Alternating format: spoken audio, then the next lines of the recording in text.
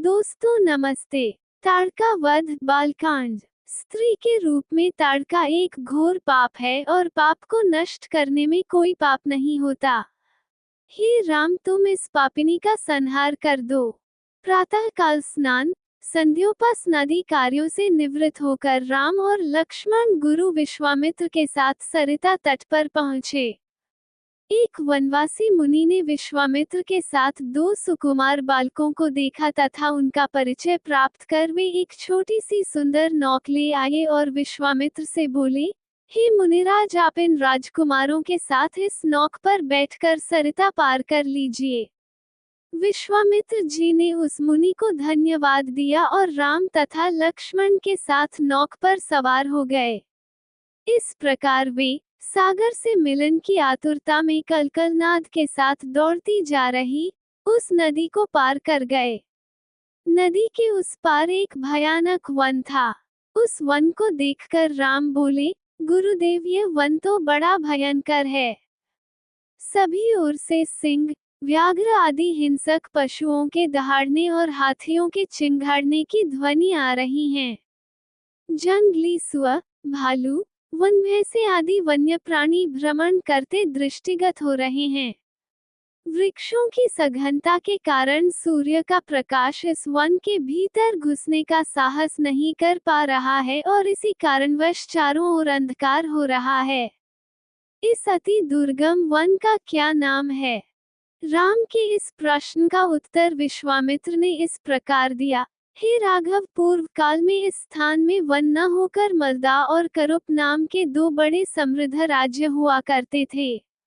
दोनों ही राज्य ऊंची ऊंची अट्टालिकाओं, वीथिकाओं तथा सुंदर पथों से सुशोभित थे तथा धन धान्य और समृद्धि से परिपूर्ण थे।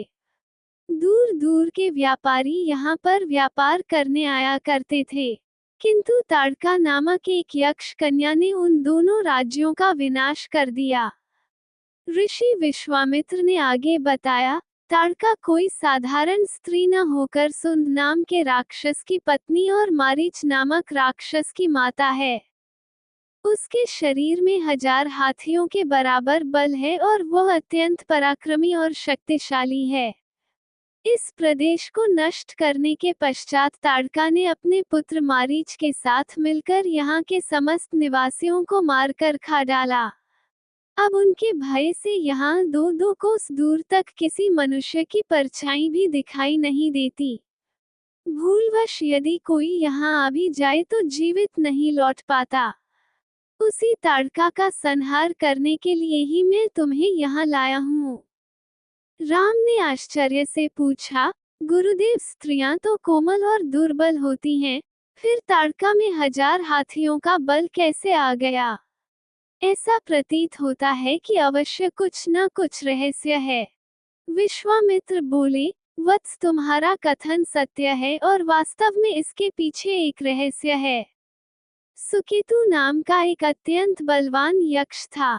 वह संतानहीन था, अतः संतान प्राप्ति के उद्देश्य से उसने ब्रह्मा जी की कठोर तपस्या की।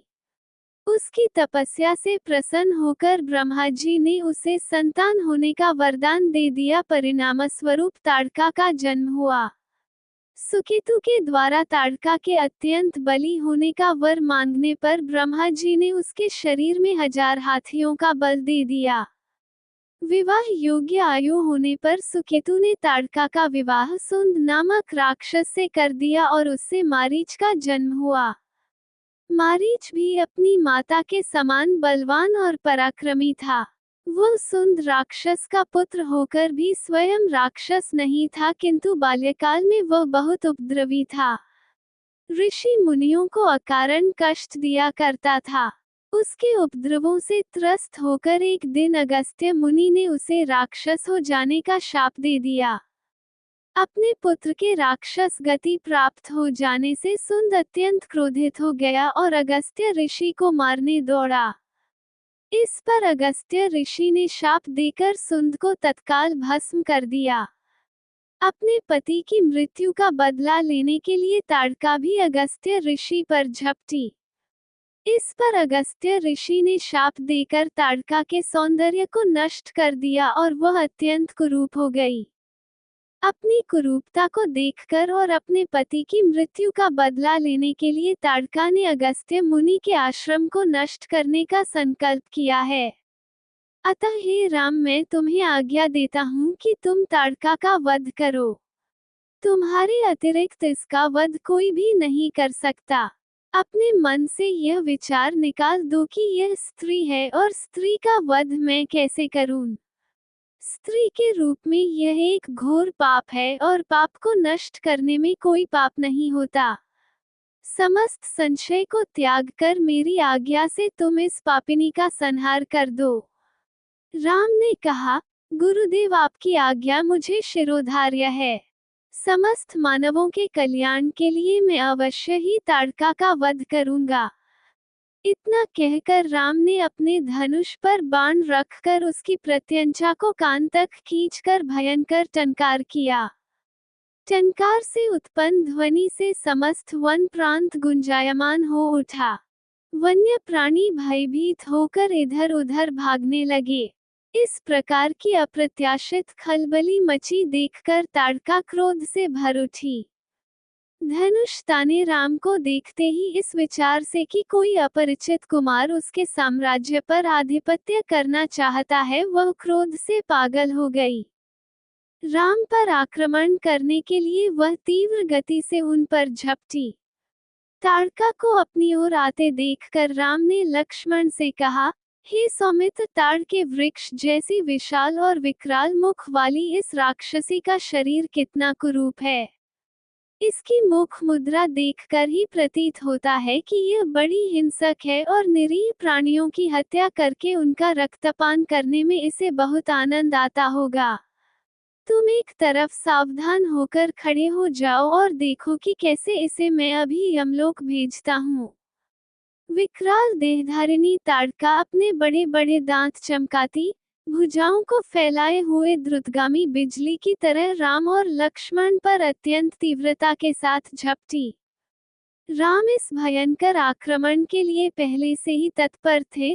उन्होंने तीक्ष्ण बाण चलाकर उसके हृदय को छलनी कर दिया। उसके वक्षस्थल से गर्म गर्म रक्त की धारा प्रवाहित हो उठी। वो आक्रमण करने के लिए पुनः टूट पड़े। इससे पूर्व ही राम ने एक और बाण चला दिया जो सीधे उसके वक्ष में जाकर लगा।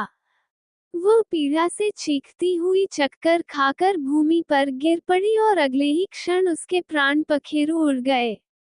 राम के इस रण कौशल और ताड़का की मृत्यु से ऋषि विश्वामित्र अत्यंत प्रसन्न हुए। उनके मुख से रामचंद्र के लिए आशीर्वचन निकलने लगे। गुरु की आज्ञा से वहीं पर सभी ने रात्रि व्यतीत किया। प्रातःकाल उन्होंने देखा कि ताड़का के आतंक से मुक्ति पा जाने के कारण उस वन की भयंकरता और विकरालता समाप्त हो चुकी है। कुछ समय तक उस वन की शोभा निहारने के उपरांत स्नान पूजन से निवृत्त होकर वे महर्षि विश्वामित्र के आश्रम की ओर चल पड़े। अलभ्य अस्त्रों का दान। बालकांड। मार्ग में एक सुरम्य सरोवर दृष्टिगत हुआ। सरोवर के तट पर रुककर विश्वामित्र कहा, हे राम, ताड़का का वध करके तुमने बहुत बड़ा मानव कल्याण का कार्य किया है। मैं तुम्हारे इस कार्य, पराक्रम एवं चातुर्य से अत्यधिक प्रसन्न हूँ। मैं तुम्हें कुछ ऐसे दुर्लभ अस्त्र प्रदान करता हूँ जिनकी सहायता से तुम दुर्दमनीय देवताओं, राक्षसों, यक्षों, नागादिकों को भी परास्त कर सकोगे। ये दंडचक्र, धर्मचक्र, कालचक्र और इंद्रचक्र नामक अस्त्र हैं। इन्हें तुम धारण करो। इनके धारण करने के पश्चात तुम किसी भी शत्रु को परास्त करने का सामर्थ्य प्राप्त कर लोगे।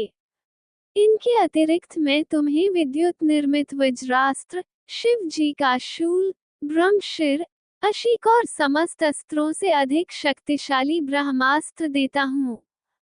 इन्हें पाकर तुम तीनों लोकों में सर्वाधिक शक्ति संपन्न हो जाओगे।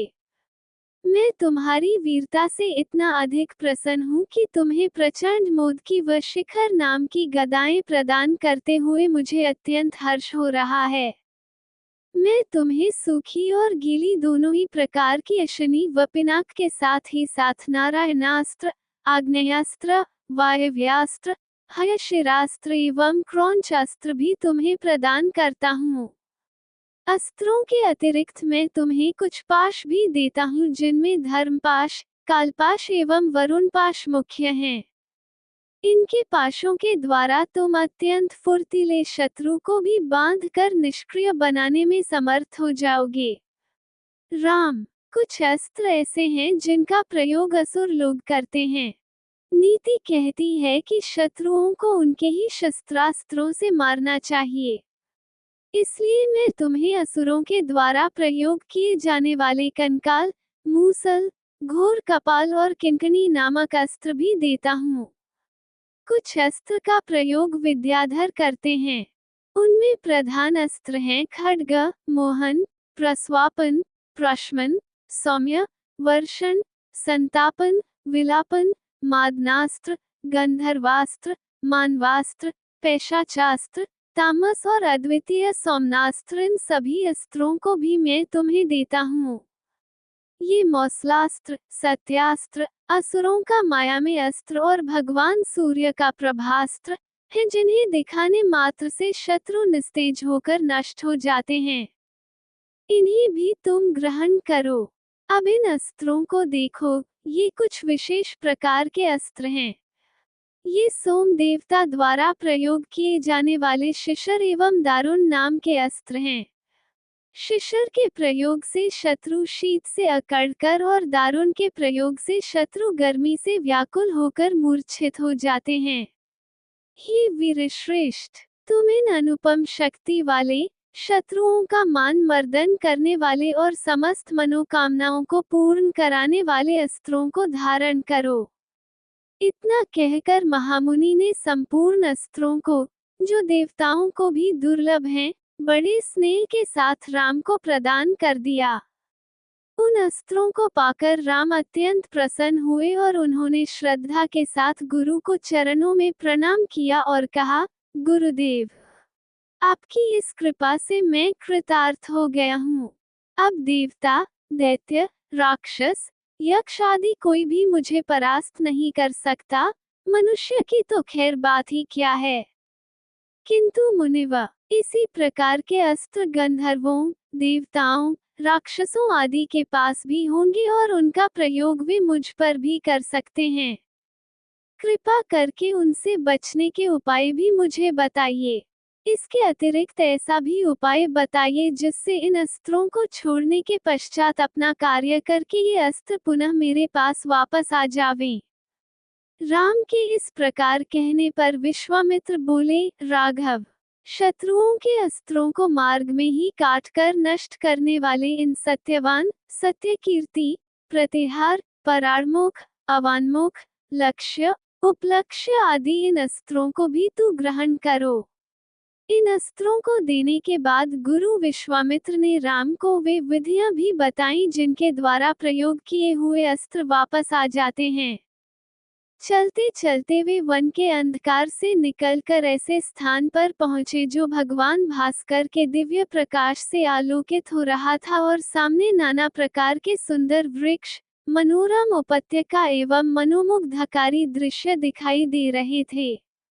रामचंद्र ने विश्वामित्र से पूछा, हे मुनिराज, सामने पर्वत की सुंदर उपत्यकाओं में हरे हरे वृक्षों की जो लुभावनी पंक्तियां दृष्टिगत हो रही हैं, उनके पीछे ऐसा प्रतीत होता है कि जैसे कोई आश्रम है। क्या वास्तव में ऐसा है या यह मेरी कल्पना मात्र है? वहां सुंदर सुंदर मधुरभाषी पक्षियों के झुंड भी दिखाई दे रहे हैं, जिससे प्रतीत होता है कि मेरी कल्पना निराधार नहीं है।